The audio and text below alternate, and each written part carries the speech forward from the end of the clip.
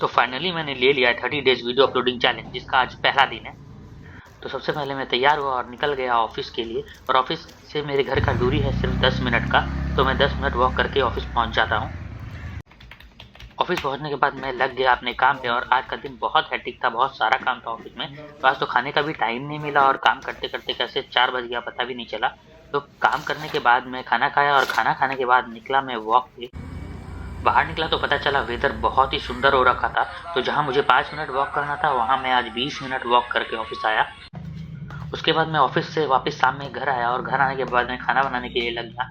तो आज मैं बनाने वाला था पनीर की सब्जी, जिसके लिए बहुत ही काफ़ी मेहनत लगता है, और मैं लग गया खाना बनाने के लिए। और पनीर की सब्जी मुझे बहुत टेस्टी लगती है, तो कैसे ना बनाऊं, आज थोड़ा फ्री भी था मैं।